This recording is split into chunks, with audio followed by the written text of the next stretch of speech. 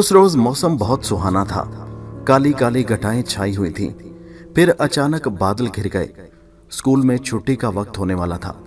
तमाम बच्चे इसी इंतजार में बैठे थे कि कब छुट्टी की घंटी बजे और वो अपने अपने घरों को दौड़ जाएं।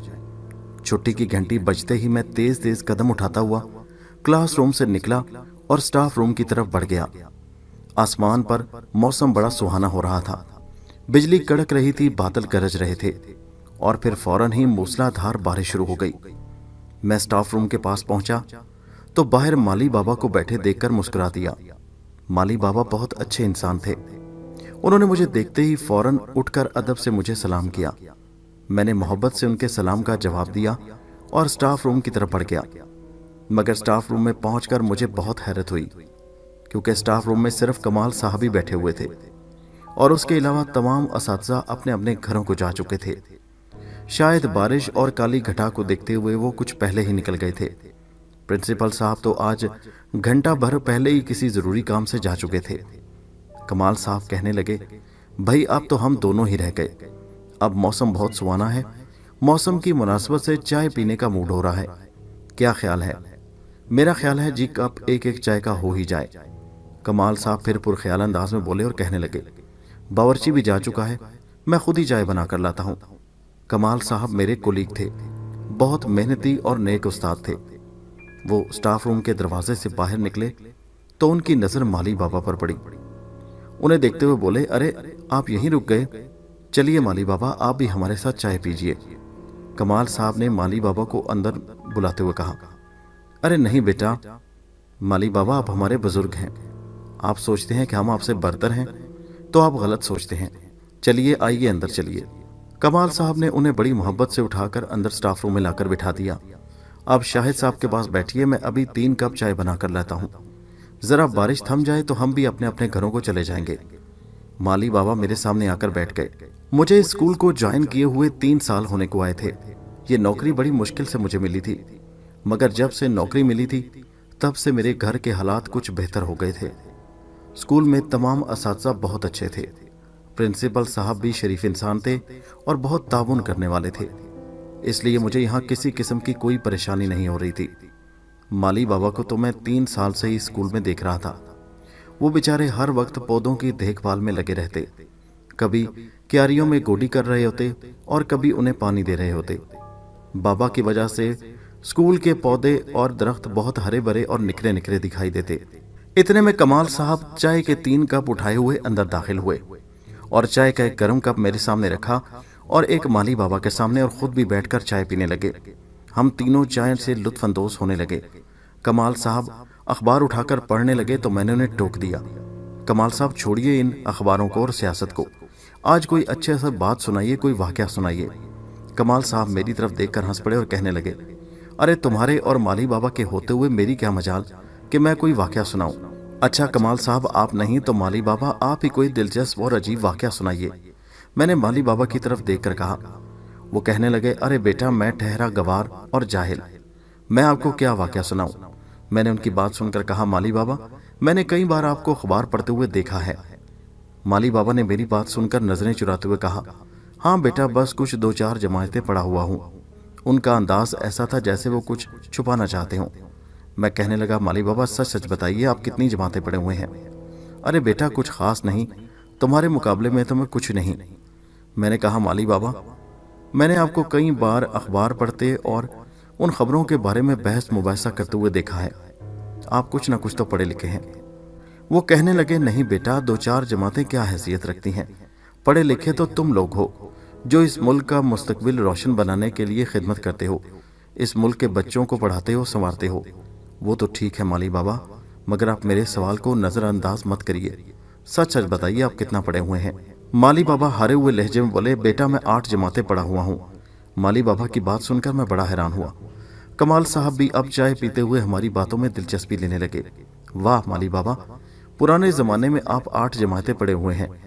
अरे उस ज़माने में तो 8 जमातें पढ़कर लोग भी सरकारी नौकरियों पर लग जाया करते थे, मगर आप, बस बेटा क्या बताऊं।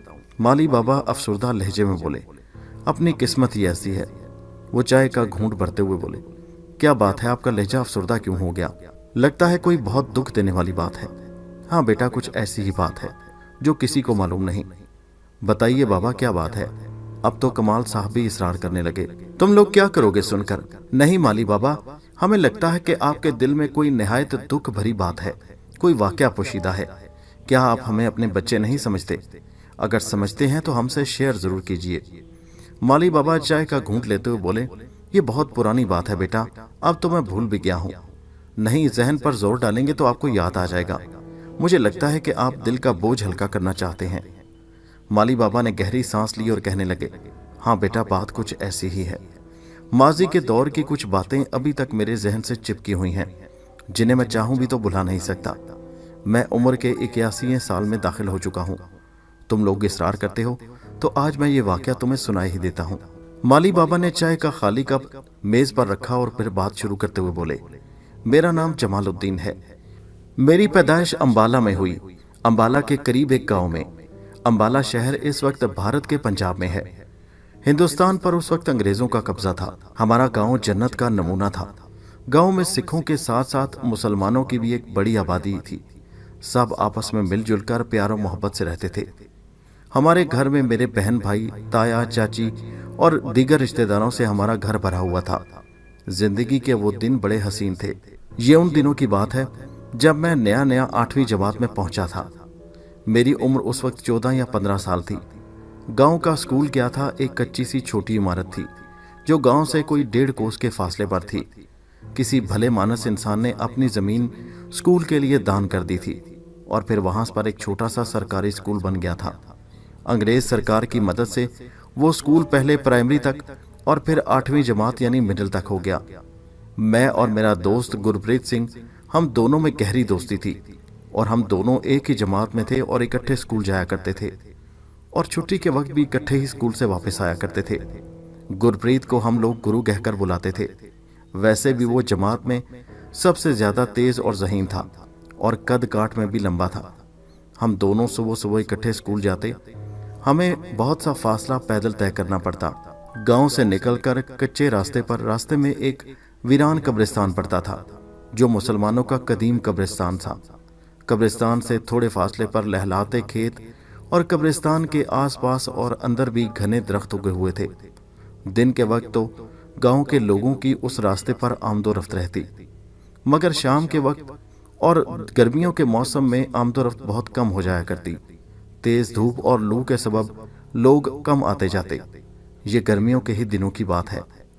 गुरप्रीत की तबीयत उन दिनों ठीक नहीं थी और वो एक रोज से स्कूल नहीं जा रहा था, इसलिए दूसरे रोज भी मुझे मजबूरन अकेले ही स्कूल जाना पड़ा। स्कूल से छुट्टी के वक्त मैं वापस घर आ रहा था। मुझे अच्छी तरह याद है, वो एक चमकदार और गर्म दिन था। मैं स्कूल से छुट्टी के वक्त थका हारा और प्यासा तेज कदमों से अपने घर की तरफ जा रहा था। कब्रिस्तान के करीब पहुंचकर मैं थक गया।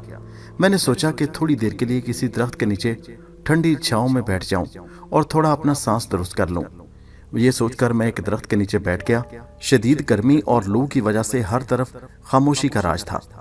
हल चलाने वाले किसान भी दूर दूर तक दिखाई नहीं दे रहे थे। शदीद गर्मी के बायस वो लोग जल्दी अपने घरों को चले जाते।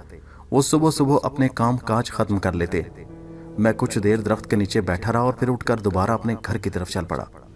जब मैं कब्रिस्तान के सामने से गुजर रहा था तो अचानक मुझे ऐसा महसूस हुआ जैसे कब्रिस्तान की तरफ से किसी ने मुझे पुकारा हो, जमाल, जमाल। मैं कब्रिस्तान की तरफ देखने लगा। ता हद निगाह दूर दूर तक खामोशी और वीरानी ही नजर आ रही थी। कब्रिस्तान में मौत की सी खामोशी छाई हुई थी। मैं हैरान हो गया कि ये आवाज कहां से आई और मुझे किसने पुकारा। शायद मेरा वहम हो, मेरे कान बजे हों। मैंने सर झटक कर दोबारा अपने गांव की तरफ कदम बढ़ा दिए। मैं 2-4 कदम ही चला होऊंगा कि एक बार फिर तेज आवाज मेरे कानों से टकराई, जमाल, तुम कहां चले? मैं ठिठक कर वहीं रुक गया और फिर गर्दन घुमाकर उस तरफ देखने लगा जिधर से आवाज आई थी। आवाज 100% कब्रिस्तान की तरफ से ही आई थी। मेरे दिल में खौफ की सी लहर उठी। फिर मैंने सोचा कि दिन का वक्त है, डरने की क्या बात है। दिन के वक्त तो लोग यहाँ से गुजरते ही हैं। हो सकता है उस तरफ मुझे कोई पुकार रहा हो। ये सोचकर दिल में तजस्सुस पैदा हुआ और इसलिए सोचा कि चलकर देखता हूं कि मुझे कौन आवाज दे रहा है। ये सोचकर मैं कब्रिस्तान की तरफ कदम बढ़ाने लगा। कब्रिस्तान की चारदीवारी कोई नहीं थी, सिर्फ 2 टूटे फूटे सतून और उनके साथ लकड़ी का एक बोसीदा सा दरवाजा लगा हुआ था जो हर वक्त खुला ही रहता था। बज़ाहिर चारों तरफ कोई चार दीवारी नहीं थी। गेट का क्या मकसद था ये तो आज तक मालूम न हो सका। मैं कब्रिस्तान के अंदर दाखिल हो गया। कब्रिस्तान में टूटी फूटी शिकस्ता कब्रें चारों तरफ दिखाई दे रही थी। मैं कब्रों के बीचों बीच रास्ता बनाता हुआ आगे बढ़ने लगा और आवाज का तयन करने लगा। हर तरफ बड़ी बड़ी झाड़ियां उगी हुई थीं। हमारे गांव का कब्रिस्तान गांव के दूसरी तरफ था, इसलिए इस कब्रिस्तान की तरफ आमदोरफ्त ना होने के बराबर थी। और यह भी सही तौर पर मालूम नहीं था कि इस कब्रिस्तान के गैर आबाद हो जाने की वजह क्या थी। हालांकि इर्द गिर्द अभी बहुत सी जगह खाली थी, बल्कि हर तरफ वीराना ही वीराना था। मैं कब्रें फलंगता हुआ आगे बढ़ने लगा। आगे जहां पर दरख्त शुरू हो जाते थे वहां जाकर रुक गया और इधर उधर देखने लगा कि अचानक फिर वही मधुर सी आवाज मेरे कानों से टकराई, आगे चले आओ। मैंने आवाज की तरफ कदम बढ़ाने शुरू कर दिए। मेरा दिल जोर जोर से धड़क रहा था। मैं उन पेड़ों के बीचों बीच पहुंच कर रुक गया और अंदाजा लगाने की कोशिश करने लगा कि आवाज किस तरफ से आ रही है। हर तरफ यकदम खामोशी छा गई थी। बस थोड़ा सा और आगे आ जाओ। ये आवाज फिर मेरे कानों से टकराई। ये दाएं तरफ के पेड़ों के पीछे से आ रही थी। मैं उसी तरफ मुड़ा और वहीं चल पड़ा। एक बड़े दरख्त के करीब पहुंचकर जो ही मैंने उसके पीछे मुड़कर देखा तो मैं हैरान रह गया। मेरी नजरों के सामने एक 16-17 साल लड़की एक दरख्त के साथ टेक लगाए बैठी हुई थी। इंतहाई खूबसूरत लड़की। मेरा बचपने का दौर था, इतनी समझ नहीं थी, मगर फिर भी न जाने क्यों वो लड़की मुझे बहुत अच्छी लगी। वो बहुत हसीन थी और मैं बेख्तियार उसकी तरफ कदम बढ़ाने लगा। यूं लगता था जैसे कोई ताकत मुझे खींचकर उसकी तरफ लिए जा रही हो। वो मुझे देखकर मुस्कुराई और कहने लगी, तुम्हारा शुक्रिया कि तुम मेरी आवाज पर चले आए। तुम कौन हो और यहाँ क्यों बैठी हुई हो अकेली इस कब्रिस्तान में? मैंने हैरानी से उसकी तरफ देखा। वो बेहद हसीन थी। उसकी गहरी काली आंखें, चमकदार आंखें और उसके चेहरे की चमक, गोरा सफेद चेहरा और उस पर बिखरे शानों तक बाल, इंतहाई काले और रेशमी बाल। बिलाशुबा बहुत हसीन थी। तुम हमारे गांव की तो नहीं लगती, मैंने उसे देखकर कहा तो वो मेरी बात सुनकर मुस्कुराने लगी और बोली, मैं ये पिछले गांव की तरफ रहती हूँ। उसने कब्रिस्तान के पीछे की तरफ इशारा किया। पीछे गांव में? मगर पीछे तो गांव नहीं, जहां तक मेरा ख्याल है यहाँ तो गांव बहुत दूर है। छोड़ो, तुम बैठो यहाँ मेरे साथ खेलो। मैं उसके पास बैठ गया। उस वक्त मुझे होश भी नहीं रहा था कि स्कूल से छुट्टी हुए काफी देर हो चुकी है और मैं अकेला इस वीराने में, इस कब्रिस्तान में एक अनजान लड़की के पास आकर बैठ गया हूँ और पीछे मेरे घर वाले परेशान हो रहे होंगे। बैठो बैठो, शर्माओ नहीं, उसने कहा, मेरे साथ बैठकर खेलो। उसने जो ही दाई मुट्ठी खोली थी तो उसमें अजीबो गरीब रंग के पत्थर पड़े हुए थे। ये कैसे खेलते हैं? मैंने उसके हाथ में अजीबो गरीब पत्थर देखते हुए कहा। उसने पत्थर जमीन पर रखे और कहने लगी, बताती हूँ, हम इन पत्थरों के साथ ही खेलेंगे। मैं उन पत्थरों को दिलचस्पी से देखने लगा। वो याकूती रंग के अजीबो गरीब पत्थर थे जो जिंदगी में पहले मैंने कभी नहीं देखे थे। वो मुझे पत्थरों का खेल समझाने लगी। न जाने वहां बैठे बैठे कितनी देर गुजर गई। मुझे उस खेल की कुछ समझ नहीं आ रही थी। अच्छा, मैं चलती हूँ अपने घर। चलो तुम्हें भी अपना घर दिखाऊं मैं, उसने यकदम कहा। मुझे देर हो रही है, मुझे घर जाना है, मैंने कहा। तुम्हारा घर कहाँ है? अच्छा, कल बताऊंगी, तुम जाओ अब। इतना कहकर उसने मुझे हाथ हिलाकर खुदा हाफिज कहा और पीछे कदम बढ़ाती हुई दरख्त के पीछे गायब हो गई। मैं हैरान होकर उसे देखने लगा कि वो कहाँ चली गई।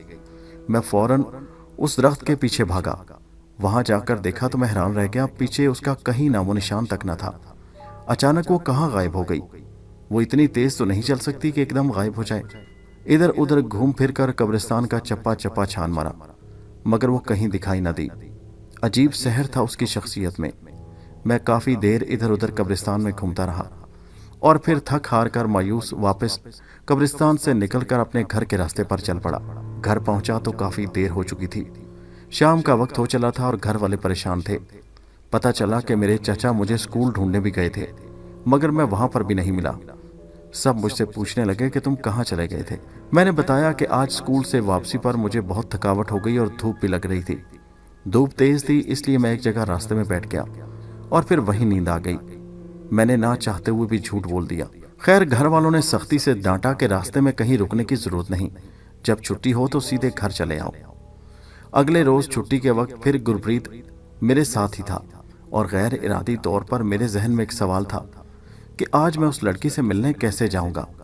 गुरप्रीत को लेकर तो जा नहीं सकता, और घर वालों की डांट टपट भी मेरे दिमाग में थी। गुरप्रीत को अकेले वापस घर भेज दूं, मैं बहाना ढूंढने लगा, मगर मुझे कोई बहाना नहीं मिल रहा था। इतनी देर में हम कब्रिस्तान के करीब पहुंच चुके थे। मैंने गुरप्रीत से कहा, तुम यहीं बाहर बैठो, मैं थोड़ी देर में आता हूं। गुरु मेरी तरफ देखकर हैरान नजरों से फिर कहने लगा, अरे कहाँ जा रहे हो? बस आता हो, तुम यहीं बैठो। इतना कहकर मैं उसका जवाब सुने बगैर दौड़ता हुआ कब्रिस्तान में दाखिल हो गया। मेरा दिल उस लड़की से मिलने के लिए मचल रहा था। मैं कल वाली जगह पर पहुंचकर उसे ढूंढने लगा और आवाजें देने लगा, ए लड़की तुम कहाँ हो? एक दरख्त के ऊपर से आवाज सुनाई दी, मैं इधर हूं। मैंने सर उठाकर देखा तो हैरान रह गया। वो दरख्त के ऊपर बैठी हुई थी और बड़े मजे मजे से कोई फल खा रही थी। अरे तुम इतने ऊंचे पेड़ पर कैसे चढ़ गई? उधर देखो। उसने अचानक पीछे की तरफ इशारा किया तो मैंने मुड़कर देखा, वहां कुछ भी नहीं था। जब मैंने दोबारा गर्दन घुमाकर देखा तो ये देखकर मेरे दिमाग में सनसनी सी दौड़ गई। वो बिल्कुल मेरे पास, मेरे सामने खड़ी थी। अरे अभी तो तुम दरख्त के ऊपर थी, फिर एक लम्हे में नीचे कैसे उतर आई? मैं हक्का बक्का था। अरे मैं उतर आई ना, आओ तुम्हें मैं अपना घर दिखाती हूँ। उसने मेरी बात नजरअंदाज करते हुए मेरा दायां हाथ पकड़ा और मुझे घसीटते हुए उसी पेड़ के पीछे ले गई। उस पेड़ के पीछे जाकर मुझे हैरत का एक शदीद झटका लगा। पीछे एक सफेद रंग की बहुत बड़ी महलनुमा इमारत खड़ी थी। मुझे अच्छी तरह याद था, कल जब मैं इस कब्रिस्तान में इधर उधर घूम रहा था तो मुझे यहाँ कोई इमारत दिखाई नहीं दी थी, मगर अब एक सफेद रंग की बहुत बड़ी महलनुमा इमारत, जिसके दरवाजे पर कीमती हीरे जवाहरात जड़े हुए थे। आओ मैं तुम्हें अपना घर दिखाती हूँ। वो मुझे घसीटते हुए उस दरवाजे में दाखिल हो गई। मैं हैरान परेशान उसके पीछे चलने लगा। महल के अंदर दाखिल होते ही मुझे ऐसा लगा जैसे मैं किसी और ही दुनिया में आ गया हूँ। ये महल तो किसी बादशाह का महल लग रहा था। अंदर कनीजें और मुलाजिम इधर उधर घूम रहे थे। महल के अंदर खूबसूरत तालाब भी था जिसके इर्द गिर्द मोर फिर रहे थे। वो मुझे लिए हुए महल के अंदर एक बहुत बड़े दरवाजे के पास आकर रुक गई। आओ मैं तुम्हें अपने माँ बाप से मिलवाती हूँ। ये कहकर वो मुझे लिए अंदर हाल में दाखिल हो गई। हाल बहुत बड़ा था, जहाँ पर कितार में दोनों तरफ बहुत से मुलाजिम सर झुकाए खड़े थे और सामने एक कीमती नफीस तख्त पर एक औरत और एक मर्द बड़ी शान से अकड़कर बैठे हुए थे। वो लड़की मेरा हाथ पकड़े मुझे लिए सीधी उन दोनों के पास पहुंची और ऊंची आवाज में बोली, अब्बा जान देखिए आज मेरे साथ कौन आया है। उसकी बात सुनकर उन दोनों औरत और मर्द ने एकदम मेरी तरफ बड़ी दिलचस्पी भरी नजरों से देखा और फिर इससे कहने लगे, हीरामन, ये आज तुम किसे अपने साथ ले आई हो? ये मेरा दोस्त है अब्बा जान। दोस्त है बेटा, मगर यहाँ तुम्हें नहीं लाना चाहिए था इसे। फौरन इसे इसके घर छोड़ाओ। नहीं अब्बा जान, ये मेरे साथ खेलेगा। अरे बेटा जिद नहीं करते, अब तुम बहुत छोटी बच्ची नहीं हो। औरत जो मोहब्बत भरी नजरों से मेरी तरफ देख रही थी एकदम उस लड़की से कहने लगी, इसे जहां से लाई हो हीरामन, उसे वहीं छोड़ाओ। दोस्तों को आजमाइश में नहीं डाला करते, और ये इसे हमारी तरफ से तोहफा दे दो। उस औरत ने अपने गले से मोतियों का एक हार निकालकर उस हीरामन लड़की की तरफ बढ़ाया। उस लड़की ने हार को पकड़ लिया और कहने लगी, अच्छा हाँ, और याद रखो अब दोबारा इसे कभी मत यहाँ लेकर आना। उस बूढ़े आदमी ने, जो उसका बाप था, जरा सख्त लहजे में कहा, ऐसा ना हो कि हमारे और तुम्हारे लिए कोई मुसीबत खड़ी हो जाए। मुझे उनकी जुमैनी बातों की समझ नहीं आ रही थी। ऐसा लगता था जैसे मैं किसी ख्वाब, किसी कैफियत में हूं। भला मैं एक मासूम 15-16 साल का लड़का किसी के लिए क्या मुसीबत खड़ी कर सकता था? मगर ये महल और ये सब कुछ मुझे बहुत अजीब सा लग रहा था। हीरामन यानी उस लड़की ने मेरा हाथ पकड़ा और मुझे उस हाल से लेकर बाहर निकल आई। फिर वो मुझे लेकर सामने एक खाली मैदान की तरफ बढ़ी, जिसके आखिर में भी खूबसूरत हौज था, और उसके दूसरी तरफ एक निहायत हसीन और जमील बाग था, जिसमें तरह तरह के रंग बिरंगी फूल खिले हुए थे, ऐसे फूल जो जिंदगी में मैंने पहले कभी नहीं देखे थे। वो मुझे बाग के अंदर ले आई। बाग बेइंतहा हसीन था। मैं पूछने लगा, क्या ये तुम्हारा घर है? तुम्हारा घर इतना हसीन? मगर हमारे गांव के पास तो इतना हसीन बाग और ये महल मैंने पहले कभी नहीं देखा। ये तुम मुझे कहाँ ले आई हो? वो लड़की, जिसका नाम हीरामन था, हंसकर बोली, ये सब कुछ तुम्हारे गांव के पास ही है। चलो छोड़ो, तुम बैठो। उसने एक चटाई की तरफ इशारा किया। मैं हैरान रह गया कि अभी घास पर तो कोई चटाई नहीं थी, मगर अब वहां एक चटाई बिछी हुई थी और उस पर तरह तरह के अनवाओ इकसाम के खाने लग गए थे। हम दोनों बैठ गए। वो मोहब्बत से मेरे आगे लजीज खानों की तश्तरियां रखने लगी। मैं खाने लगा। खाना इंतहाई लजीज था। मैं बड़ी रग़बत से खाने लगा। इतने मज़े मज़े के खाने जो शायद मैंने ज़िंदगी में पहले कभी देखे भी ना होंगे। और फिर खाने के बाद कीमती सुराहियों में इंतहाई लजीज और खुश रंग शरबत पेश किया गया, जिसे पीकर मैंने अपनी प्यास बुझाई। ऐसा मीठा और मज़े का शरबत। फिर वो लड़की मेरा हाथ थाम कर बोली, ये मोतियों का हार तुम्हारे लिए माँ की तरफ से तोहफा है। और फिर उसने अपना दायां हाथ आगे किया, जिसमें एक खूबसूरत अंगूठी जगमगा रही थी। वो अंगूठी उतार कर उसने मेरी उंगली में पहनाई और कहने लगी, ये अंगूठी मेरी तरफ से तोहफा है, इसे हमेशा अपने साथ रखना। चलो आओ चलें। इतना कहकर उसने मेरा हाथ थामा और दोबारा बाग के बैरूनी दरवाजे की तरफ बढ़ गई। मैं एक ख्वाब किसी कैफियत में उसके साथ साथ चल रहा था। चल क्या रहा था बल्कि उड़ रहा था। चलते चलते मुझे एक बात बड़ी अजीब सी लगी कि इर्द गिर्द के लोग मुझे बड़ी हैरानी से देख रहे थे, जैसे मैं किसी और ही दुनिया की मखलूक हूँ। उन लोगों के लिबास भी बड़े अजीब व गरीब थे। हमारे गांव में तो इस तरह का लिबास कोई नहीं पहनता था। हमारे गांव में तो आम तौर पर लोग तहमत यानी धोती कुर्ता ही पहनते थे। मैंने गौर से देखा तो उन लोगों की आंखें भी बड़ी अजीब सी थी।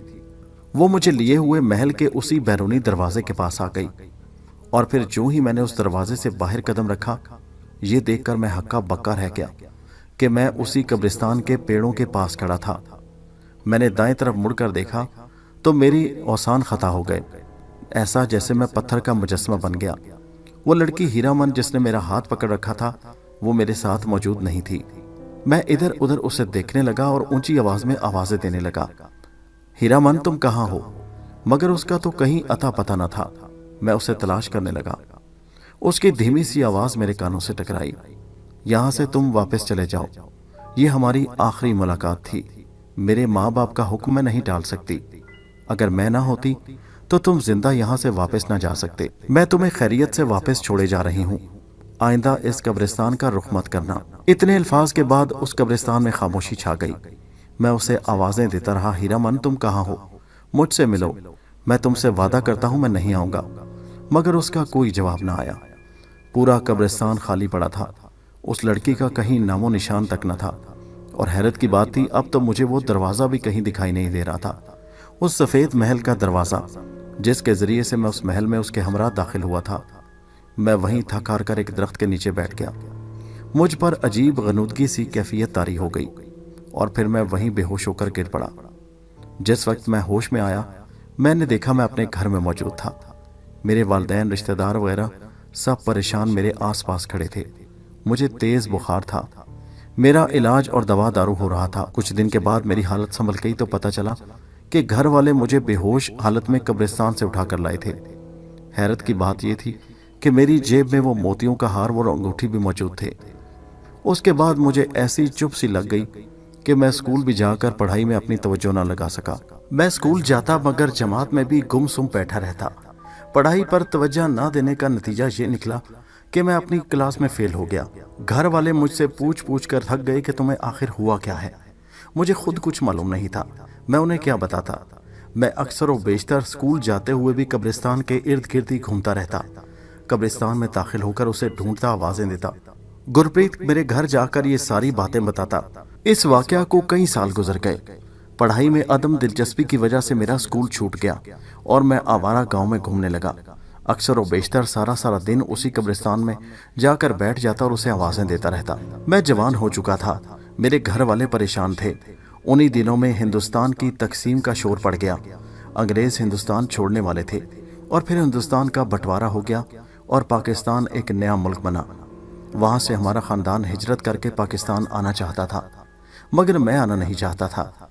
मेरे घर वालों का इसरार था कि हम पाकिस्तान जाएंगे, इसलिए मजबूरन एक रोज हमें गांव छोड़ना पड़ा। पाकिस्तान आकर भी हम पंजाब के एक शहर में आबाद हो गए। मेरा दिल बहुत चाहता कि मैं वापस अपने गांव जाऊं और उसी कब्रिस्तान में हीरामन को तलाश करूं, मगर ऐसा मुमकिन न हो सका। मेरे घर वाले मेरी शादी करना चाहते थे, मगर मैं उस शादी पर तैयार नहीं था। मेरी उम्र 30 साल हो गई तो घर वालों ने जबरदस्ती मेरी शादी कर दी। बीवी के आने से दिल तो बहला, मगर दिल से कभी हीरामन का ख्याल निकल न सका। इसी तरह साल पर साल गुजरते चले गए। एक रोज मेरे जी में आया कि क्यों ना वो अंगूठी और मोती किसी सुनार को दिखाऊं। सुनार ने अंगूठी और मोतियों का हार देखा तो हक्का बक्का रह गया और कहने लगा, ऐसा खालिस सोना तो बहुत कम जिंदगी में देखा है। मैंने हीरा मन की निशानी समझकर उन दोनों चीजों को संभाल कर रख लिया।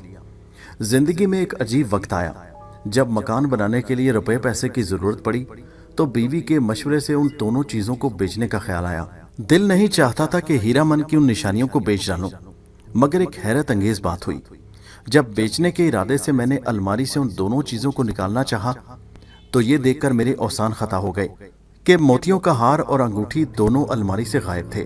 पूरे घर में तलाश किया मगर नहीं मिले।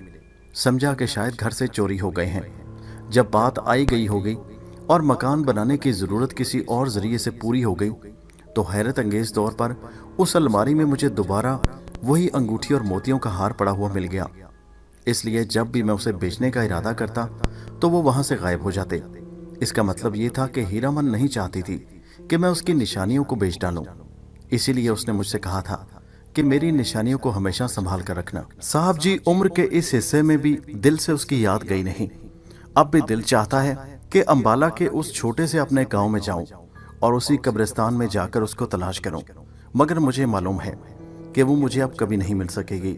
साहब जी, ये है मेरी हैरत अंगेज कहानी। जमालुद्दीन का ये वाकया सुनकर मैं और कमाल अपनी जगह हक्के बक्के और हैरत ज़दा बैठे रह गए। जमालुद्दीन का वाकया सुनकर मैं और कमाल समझ चुके थे कि वो लड़की इंसान नहीं, गैर इंसानी मखलूक थी, जिन्नात के कबीले में से थी। मगर शायद जमालुद्दीन मोहब्बत में डूबा हुआ एक मासूम इंसान इस बात को समझने से कासिर था। जमालुद्दीन का वाकया खत्म हो चुका था, बारिश थम चुकी थी और चाय भी खत्म हो चुकी थी। माली बाबा जमालुद्दीन, जो हीरा मन का जिक्र करते हुए अफसुर्दा सा हो गया था, उठा, हमसे इजाजत ली और थके थके कदमों के साथ दरवाजे से बाहर निकल गया।